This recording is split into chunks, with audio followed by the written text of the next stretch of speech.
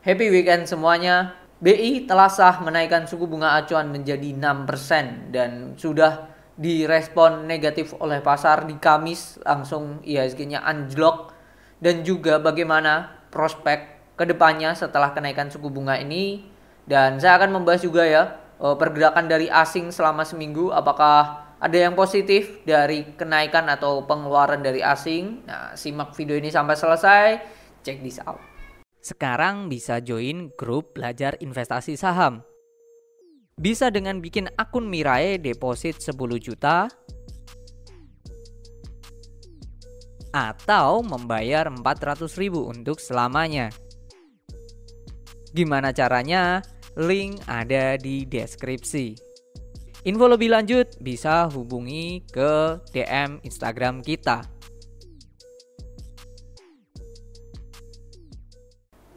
Ya, ini saya melihat dari berita di mana tanggal 20. Ini beritanya kemarin, cuman ini BI sudah naikannya hari Kamis.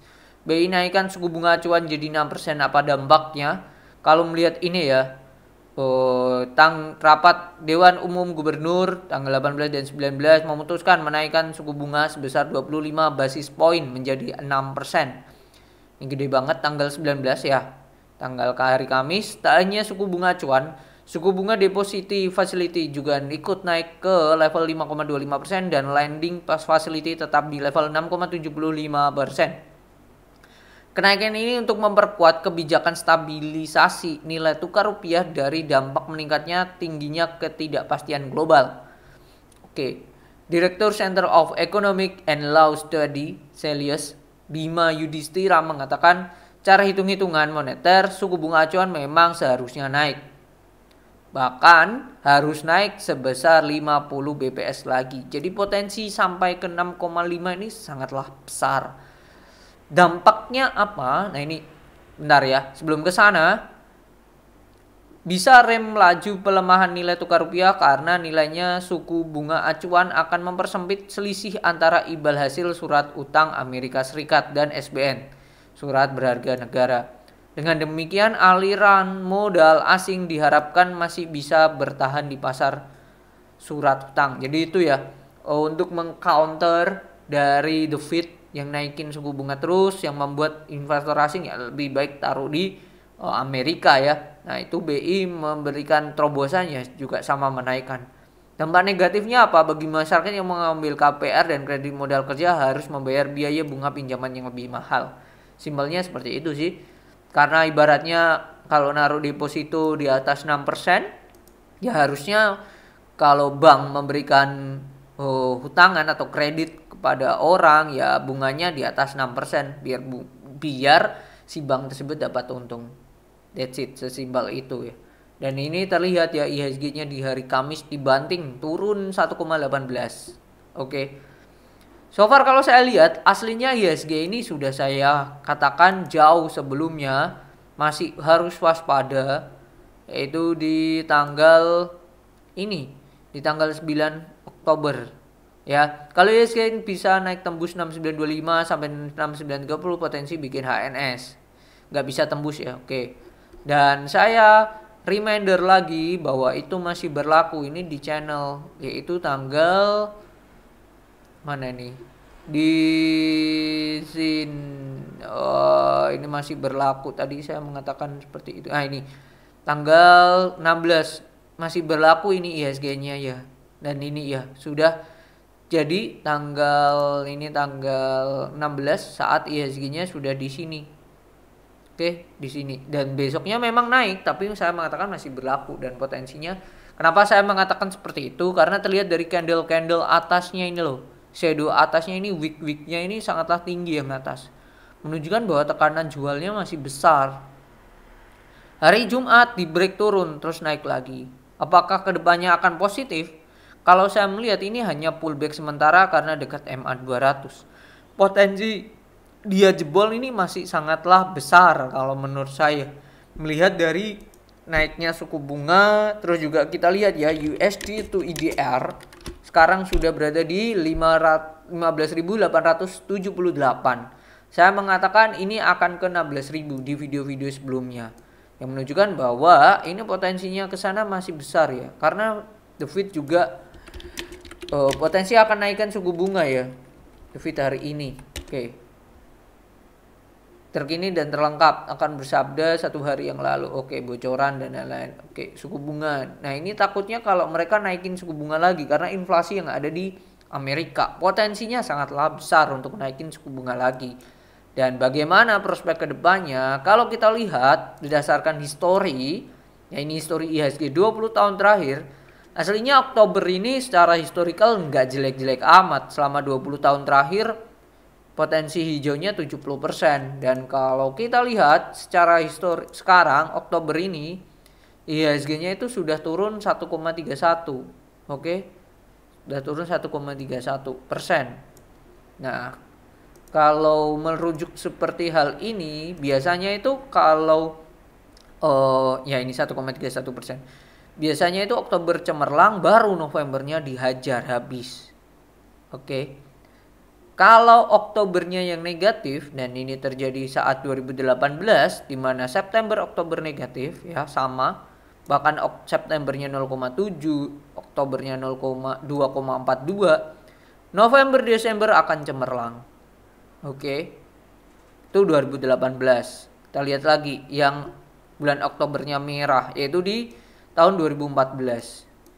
Oktobernya minus 0,93%. Nah, ini tipis-tipis lah ya. November dan Desembernya positif.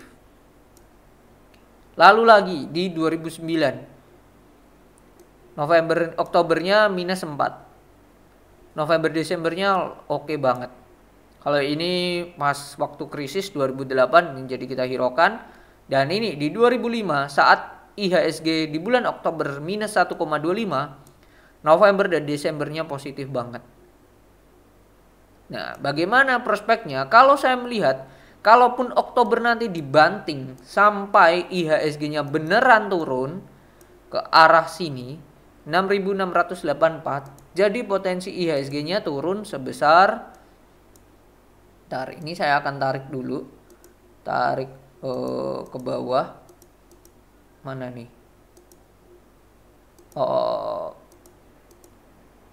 Nah, ini ke bawah.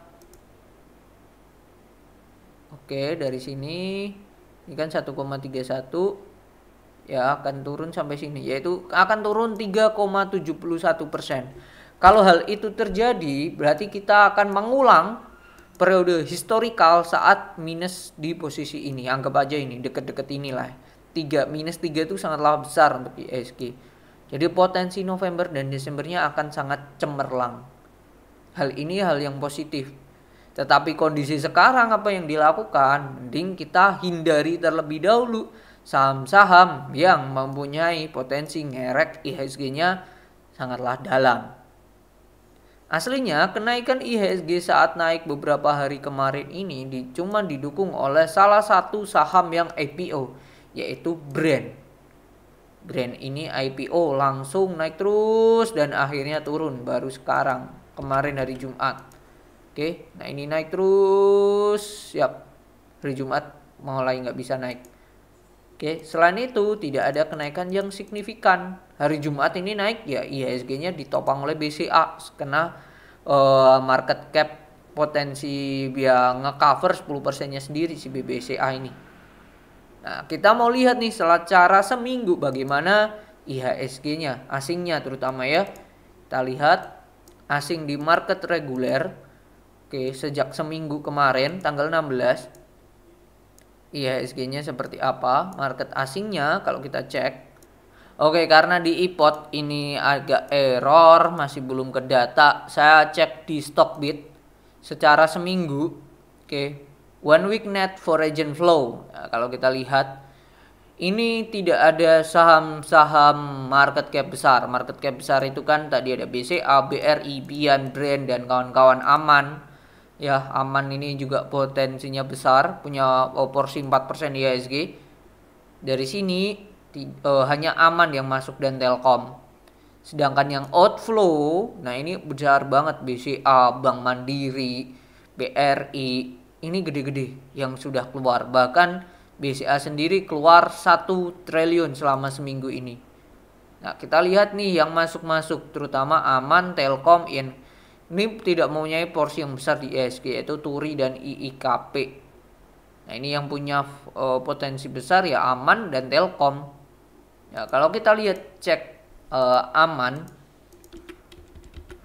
secara chart, nah ini memang oke nih. Aman kalau break dari 6.500 oke banget ini dia.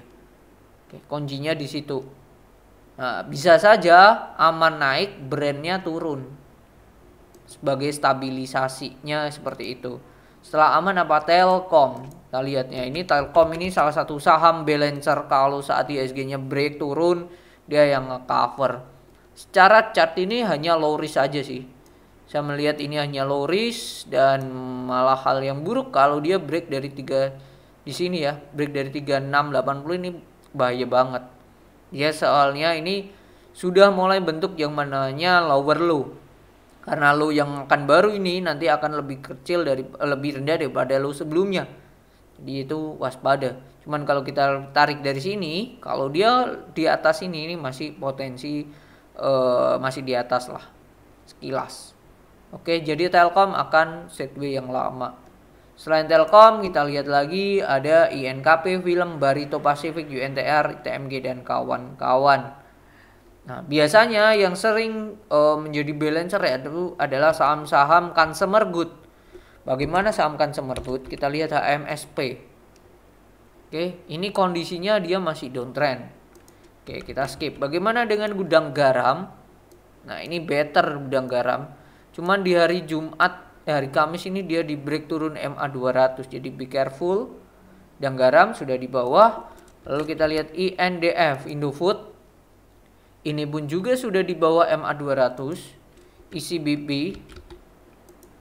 Jadi saham sudah di bawah juga, menunjukkan bahwa saham-saham balancer consumer good aja sudah berada di MA 200. Jadi potensi untuk IHSG-nya turun sangatlah besar.